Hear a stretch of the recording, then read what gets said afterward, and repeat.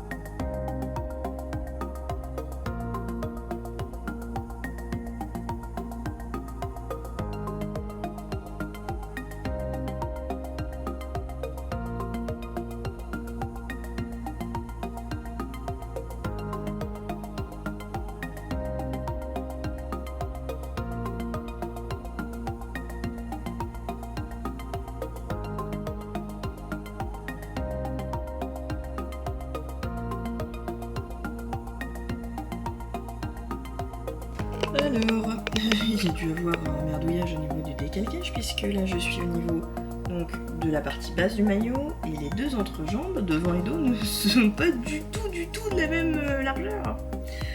Alors que pourtant, j'ai l'impression d'avoir bien coupé sur le repère des petits pointillés qui sont les mêmes que ceux-là. Alors, je ne comprends pas. Ceci dit, cette largeur d'entrejambe là me paraît tout à fait étonnante. Donc je vais me caler sur celle-ci et essayer de rattraper ça. Voilà, à l'arrache quoi. Voilà, j'ai fait ma modif sur le tissu extérieur, sur la doublure, et puis j'ai reporté aussi ce que j'ai fait sur le patron. Comme ça je me dis, si par hasard ça me va bien, je saurais le refaire. Mais voilà, c'est l'optimisme, qu'est-ce que je vous dise. Bon, j'ai cousu les pièces du bas du maillot de bain. Alors j'ai pas suivi exactement les instructions. Dans le tuto il fallait coudre envers contre envers. Et je me suis dit que j'allais le faire endroit contre endroit pour pouvoir retourner, que ce soit plus propre après. Sauf que il y a certains endroits où vous voyez là, par exemple, la laminette ressort un petit peu. Donc c'est pas forcément... Oui, alors la minette elle fait dodo, c'est vrai. Ça ressort un petit peu. Je pense que ça sera pas trop gênant parce que je vais venir faire une petite surpiqûre là. Mais bon, je sais pas si c'était l'idée du siècle finalement. On verra. Alors là je suis en train de faire la surpiqûre, donc je le fais un peu au point zigzag comme ça pour bien plaquer la laminette et qu'elle ne fasse pas de trucs bizarres. Et je t'ignore. Et en fait c'est vraiment pas facile parce qu'avec la laminette, je pense que c'est ça qui fait ça, j'ai vraiment besoin de tirer sur le tissu pour qu'il avance. Je vous montre.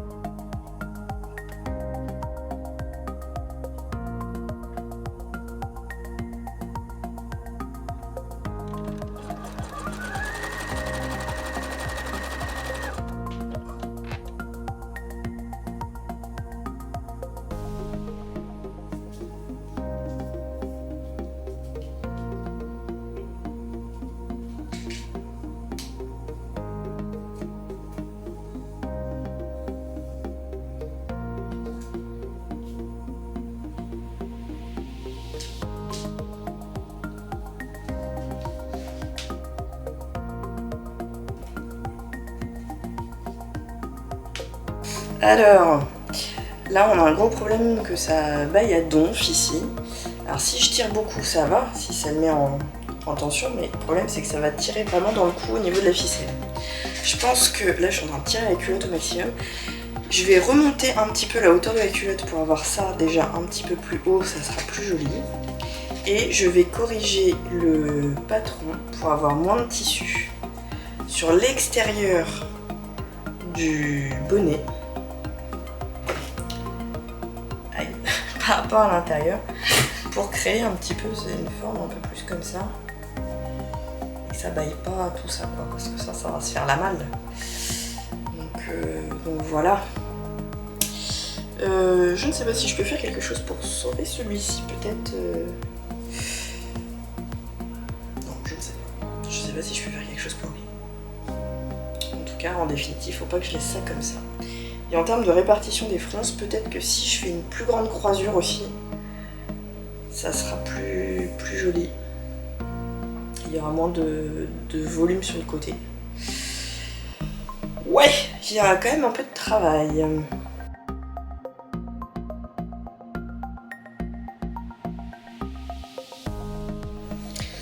Alors j'ai pris mon courage à deux mains et puis j'ai coupé une deuxième version entièrement. Donc je trouve qu'avec la culotte plus haute, c'est plus joli, ça baille un petit peu moins, et je pense que ça baillerait encore moins, en fait, si le bonnet était un peu plus sur le côté.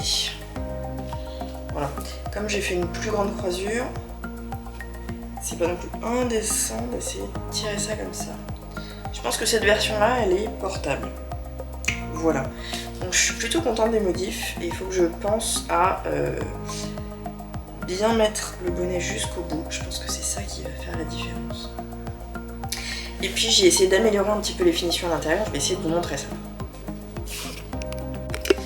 Donc pour terminer pour aujourd'hui et pour la version rose, donc voilà, ça c'était l'ancien maillot, je lui ai scalpé les bretelles puisque de toute façon je trouvais qu'il n'était pas portable vraiment.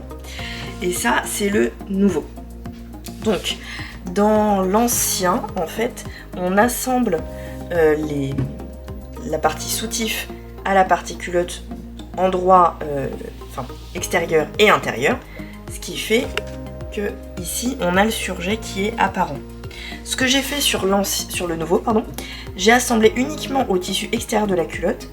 Ensuite, j'ai fait un repli des deux côtés avant de faire ce petit point zigzag là. Ce qui donne ceci. Alors, c'était vraiment pas facile de bien coudre ce power net qui est très fin, mais ça permet de ne pas avoir le surjet apparent et ça donne quelque chose de plus joli je trouve à l'intérieur, même si c'est vraiment pas nickel parce que vous voyez le power net il a fait des petits plis en dessous. J'essaye toujours de faire dépasser un petit peu le tissu extérieur pour que ça ne se voit pas, que la doublure ne se voit pas à l'extérieur. Et ça c'est justement un problème je trouve dans le modèle tel qu'il est actuellement. C'est que, alors autant pour cette version je trouve clair c'est pas trop gênant qu'au niveau des bonnets on voit un petit peu l'extérieur. Autant sur la version bleue, comme je vais doubler avec le même power net, il faut vraiment pas que le blanc dépasse. Donc je pense que je vais couper les bonnets un petit peu plus petits dans la doublure pour que l'extérieur ressorte bien et que ça ne dépasse pas. Ou alors il faudra faire vraiment un point zigzag tout autour. Et j'aimerais mieux éviter parce que j'ai peur que ça fasse gondoler. Donc ça c'est la première modification que je vais faire sur le bleu, c'est couper la doublure un peu plus petite et surtout essayer d'emmener bien le bonnet ici jusqu'au bout du demi devant, enfin du devant tout simplement. Puisque avec cette hauteur de culotte c'est possible, et avec une bonne croisure c'est possible sans trop découvrir le milieu du maillot de bain. On avance. Je suis assez contente d'avoir réussi à faire une toile entière plus un maillot de bain définitif dans le même tissu. Donc en fait dans les mesures données, c'est-à-dire 80 cm de tissu, si vous faites une petite taille genre un 36 ou un 38, vous pouvez rentrer en fait 2 maillots de bain entiers. C'est plutôt bon à savoir. Alors après la question c'est est-ce que c'est nécessaire d'avoir autant de métrage pour les cordons? Non, après ça permet de les nouer de façon différente. Mais des cordons un peu plus courts ça peut être sympa aussi et éviter de se casser la tête à se demander comment nouer. Voilà. Donc j'ai bien hâte de passer à la version bleue pour voir si toutes les modifs que j'ai faites portent leurs fruits. Ok, donc on est le deuxième jour, c'est parti pour le round 2 avec le tissu bleu. J'ai la même tenue parce que c'est mon pyjama. Voilà. Mais on est bien le lendemain. Donc c'est parti.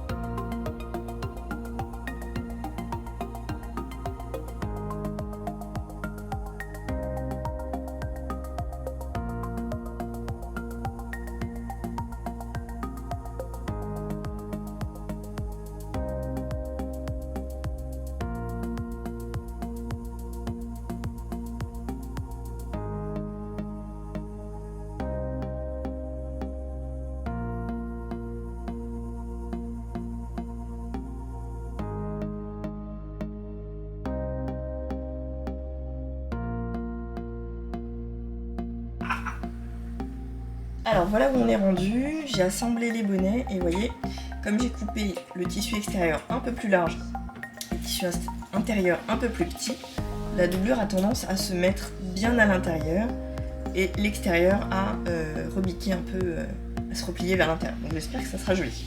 Au niveau de la culotte, j'ai essayé de faire comme une espèce de sous-piqûre.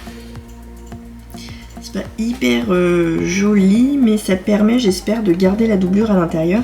Et je l'ai faite au point zigzag pour garder bien sûr l'élasticité. J'ai pas posé de laminette parce que je pense que c'était vraiment pas nécessaire. Ce que j'avais également pas fait sur la version 2. Voilà. Et sinon, bah, la minette, elle est toujours là, évidemment.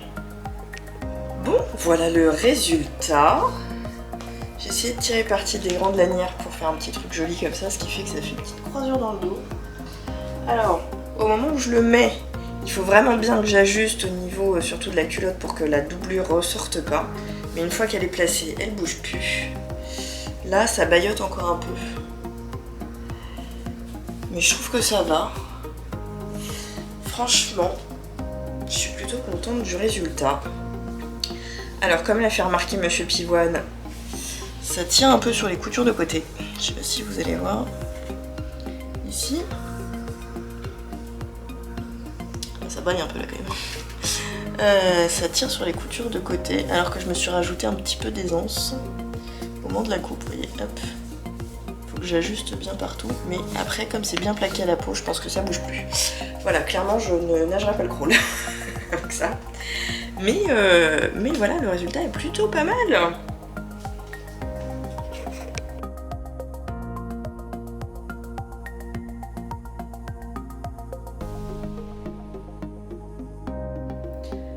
Voilà, j'espère que cette vidéo vous aura plu. Je pense que bon, il y a encore des choses perfectibles sur ce maillot de bain. Le mieux ce serait d'avoir une doublure qui soit un petit peu plus proche de la couleur du maillot, donc un truc bleu marine, et de faire les surpiqûres pareil dans un fil qui est un peu plus concordant.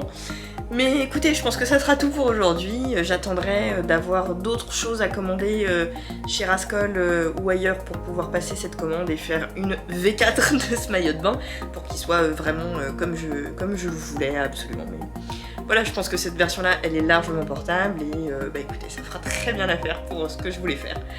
Je vous fais des bisous, à la prochaine!